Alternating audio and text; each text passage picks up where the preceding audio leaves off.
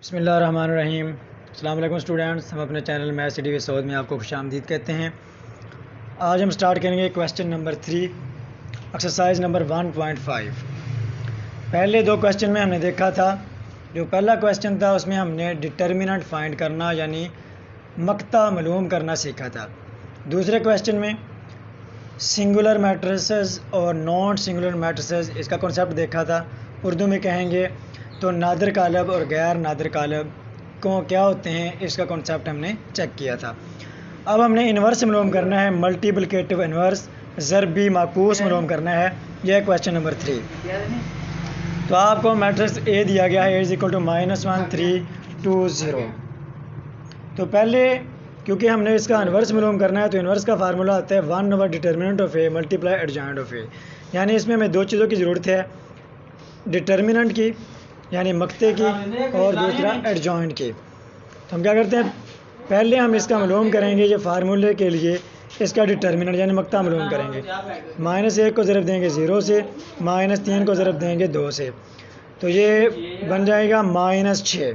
अब यहाँ से आपने क्वेश्चन आगे स्टार्ट करने से पहले चेक कर लेना है, अगर आपका मक्ता यानी ये जो डिटर्मिनेंट है, अगर ये 0 ना हो तो क्वेश्चन को आगे आपने सॉल्व करना है, और अगर 0 आ जाएगा तो ये आपके पास बन जाएगा सिंगुलर मैट्रिक्स।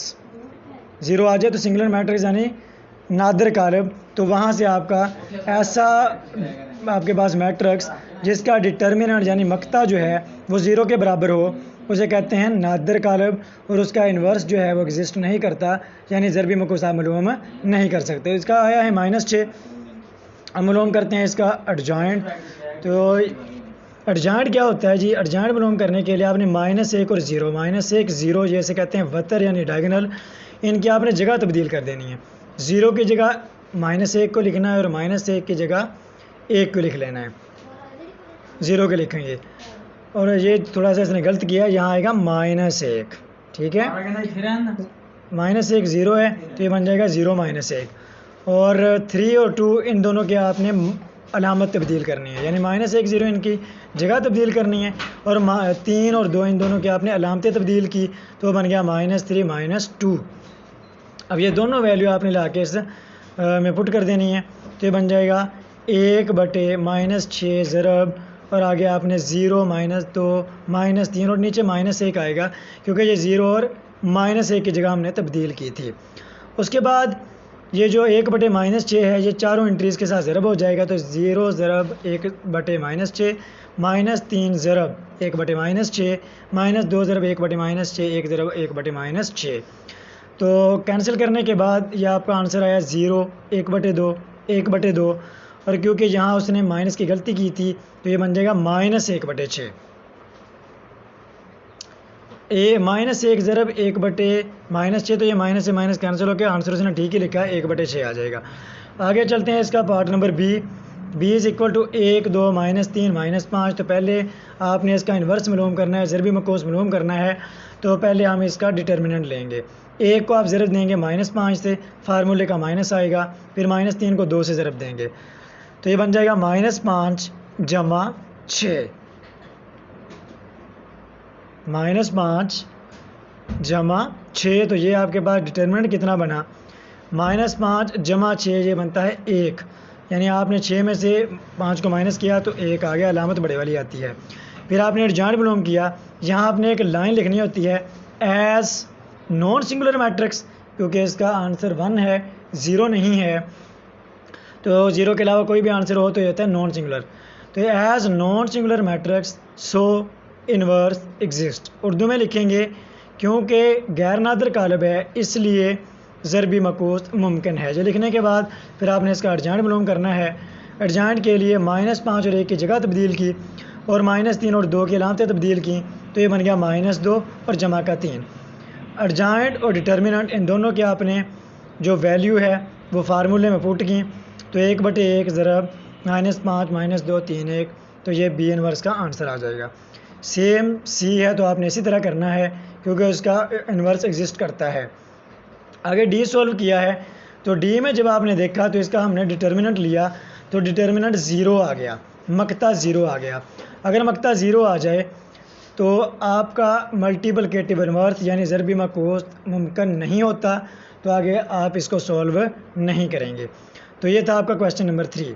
आगे हमने इसका सॉल्व करना है क्वेश्चन नंबर 4, जिसमें हमने प्रूव करना है A multiply adjoint of A is equal to adjoint of A is equal to determinant of A. इसको मल्टीप्लाई करें आई से। आई क्या है?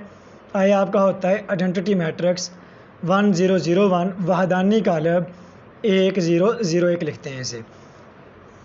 तो चलिए ये स्टार्ट करते हैं। पहले हमारे पास ए है, ए दिया हुआ है, ए इज इक्वल टू 1 2 4 6। तो पहले आपने एडजॉइंट ऑफ ए लिया। एडजॉइंट ऑफ ए आपके पास बनेगा ए के 1 और 6 की जगह तब्दील की तो बन गया 6 1, और 2 -4 इन दोनों की अलामतें तब्दील की तो ये बन गया -2 -4। अगले स्टेप में ए और एडजॉइंट ऑफ ए को ज़रब दी, तो पहले ए है तो आपने ए की वैल्यू लिखी, बाद में एडजॉइंट ऑफ ए की वैल्यू लिखी।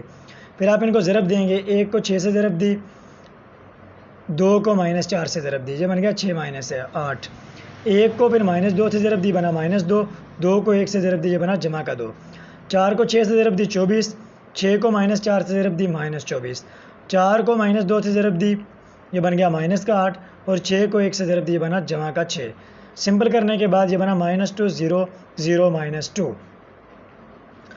आगे ये इसका हमने क्या किया, एक जो है वो पॉइंट सॉल्व कर लिया है ए एडजॉइंट ऑफ ए। अब दरमियान वाले को सॉल्व करते हैं, वो है एडजॉइंट ऑफ ए मल्टीप्लाई ए, यानी एडजॉइंट ऑफ ए को पहले लिखना है, ए को बाद में लिखना है। तो ये मिडिल साइड का मतलब है दरमियान वाले हिस्से को सॉल्व कर रहा है। तो पहले एडजॉइंट ऑफ ए की वैल्यू लिखी, फिर ए की वैल्यू लिखी, 6 को 1 से ज़रब दी 6, और -2 को 4 से ज़रब दी तो ये बन गया -8। इसी तरह 6 को 2 से ज़रब दी तो ये बना 12, और -2 को 6 से ज़रब दी, ये बना -12। -4 को 1 से ज़रब दी -4, 1 को 4 से ज़रब दी जमा का 4, -4 को 2 से ज़रब दी -8, 1 को 6 से ज़रब दी तो ये बन गया 6, और इसका जवाब बना है -2 0 0 -2। अब देखते हैं ये दोनों आंसर तो हमें पता चल रहा है ये दोनों इक्वल हैं। तीसरे को भी चेक करते हैं, वो आपके पास बनता है राइट हैंड साइड पे जो दी हुई लेफ़्ट है, मिडिल है, और आगे क्या है आपकी राइट हैंड साइड। तो राइट क्या है, determinant of A. Determinant of A आपके पास होता है ए का डिटर्मिनेंट, यानी आपने उसका मक्ता मालूम करना है। ए मक्ता के आगे यहाँ फिर बराबर की अलामत आएगी, और क्या है 1 2 4 6। तो 6 को 1 से ज़रब दी, ये बना 6, और 2 को 4 से ज़रब दी, ये बना -8। 8 में से 6 को माइनस किया, 2 और अलामत बड़े वाली आई -2। आगे जो हमारी ये राइट हैंड साइड बनती है, यह है डिटर्मिनेंट ऑफ ए। मालूम करने के बाद उसको आई से ज़रब देनी है, और आई क्या है, वहदानी कालब आइडेंटिटी मैट्रिक्स, वो क्या है 1 0 0 1। तो पहले हमने लिखा डिटर्मिनेंट ऑफ ए मल्टीप्लाई किया आई से, तो -2 ज़रब 1 0 0 1, ये बना -2 0 0 -2। तो ये जो हमने मालूम किया था लेफ़्ट हैंड साइड, इसके आंसर को आपने कहना है 1, ये बन गया। मिडिल साइड वाले को कह दें 2, और डिटर्मिनेंट वाले को आप कह दें 3। तो 1 2 3 इनको जब आपने मुवाजना किया, यानी इनको कंपेयर किया, तो प्रूव हो गया A adjoint of A is equal to adjoint of A is equal to determinant of A I. आगे इसका बी पार्ट है। बी पार्ट में हमने सॉल्व करना है कि बी उसको मल्टीप्लाई करें बी इनवर्स से, या बी इनवर्स को बी से मल्टीप्लाई करें। इन दोनों का आंसर आई के बराबर आता है, यानी आइडेंटिटी के बराबर आता है। तो आपने लेफ़्ट को सॉल्व करना है, फिर राइट को, और इन दोनों का आंसर आएगा आइडेंटिटी के बराबर। चलिए स्टार्ट करते हैं। तो ये सारा काम करने से पहले हमें बी इनवर्स चाहिए। तो पहले हम फाइंड करते हैं B inverse. B inverse find करने के लिए पहले हम बी का डिटर्मिनेंट लेंगे, यानी मक्ता लेंगे। 2 को ज़रब देंगे -2 से, माइनस फार्मूले वाला, 2 को -2 से ज़रब दी। सिंपल करने के बाद इसका आंसर आ गया -4, यानी 0 नहीं है, तो आप लिखेंगे as non singular matrix so inverse exist. क्योंकि गैर नादिर कालब है, इसलिए ज़रबी मकोस मुमकिन है। फिर आप लेंगे इसका एडजॉइंट। एडजॉइंट के लिए 3 और -2 की जगह तब्दील की, और -1 और 2 इनके अलामतें तब्दील की, तो वो बन गया 1 -2। अब ये दोनों कीमतें फार्मूले में पुट की, तो ये बन गया बी इनवर्स बराबर है 1/-4 ज़रब एडजॉइंट ऑफ बी की कीमत। तो बी इनवर्स बराबर आ गया -1/4 ज़रब -2 1 -2 3। अब लेंगे लेफ्ट हैंड साइड, जो हमने प्रूव करना है उसके लेफ्ट हैंड साइड है b इंटू, यानी b ज़रब हो रहा है b इन्वर्स से। तो पहले आपने b की कीमत लिखी, फिर b इन्वर्स की कीमत लिखी। अब -1/4 ये तो आपके पास कांस्टेंट है, यानी नंबर है, इसको बाहर निकालेंगे और आपके पास जो ज़रब होंगे वो दो काल्ब ज़रब होंगे, यानी जो दो मैट्रिक्स ज़रब होंगे, तो इनको देंगे, मल्टीप्लाई करेंगे। मल्टीप्लाई करने के बाद इसका जो आंसर बनेगा वो बनेगा -4 0 0 -4। फिर ये जो नंबर -1/4 ज़रब हो रहा है, ये चारों के साथ अंदर जाके ज़रब हो जाएगा। ज़रब देने के बाद 4 4 से कैंसिल हुआ, माइनस माइनस जमा हो गए। इसी तरह चारों को देखा तो इसका आंसर जो बना है 1001। और 1001 क्या होता है? वहदानी कालब, इंग्लिश में कहते हैं आइडेंटिटी मैट्रिक्स, और उसे आई से डिनोट करते हैं, तो ये आई बन जाएगा। ये आपके बन गया क्वेश्चन नंबर 1। अब सोल्व करते हैं इसके राइट हैंड साइड को। इसमें हम बी इन्वर्स को पहले लिखेंगे, बी को बाद में रखेंगे। तो पहले आपने बी इन्वर्स की वैल्यू लिखी, फिर बी की वैल्यू लिखी, इनको मल्टीप्लाई किया, यानी ज़रब दी। ज़रब देने के बाद फिर -1/4 ज़रब हो रहा है, चारों के साथ ज़रब दी। ज़रब देने के बाद आपके पास जो आंसर आया, यानी जवाब आया, वो है 1001। और यही आपके पास बनता है आई के बराबर वहदानी कालब बनता है। तो जब आपने 1 और 2 का मुवाजना किया तो ये बनता है बी इन्वर्स बराबर है आइडेंटिटी, और बी इन्वर्स बराबर है बी, ये भी आइडेंटिटी के बराबर है। तो इसको हम इस तरह लिख सकते हैं कि B inverse is equal to identity, और identity is equal to B inverse B, जब आपने 1 और 2 का मुवाजना किया, जब कंपेयर किया आपने 1 और 2 को। तो आज की इस वीडियो में हमने 3 और 4 क्वेश्चन इन दोनों को सॉल्व किया है। तो अगली वीडियो में क्वेश्चन नंबर 5 को देखेंगे। तो अगर ये वीडियो आपको पसंद आई हो तो इसे लाइक करें, दोस्तों को शेयर करें, और अभी तक अगर आपने इस चैनल को सब्सक्राइब नहीं किया तो सब्सक्राइब करें और बेल आइकॉन को दबा दें और ऑल पे क्लिक करें, ताकि हर आने वाली वीडियो की नोटिफिकेशन आपको पहुंचती रहे और आप इस मैथ सिटी के प्लेटफॉर्म से फ़ायदा उठाते रहें। अल्लाह हाफिज़।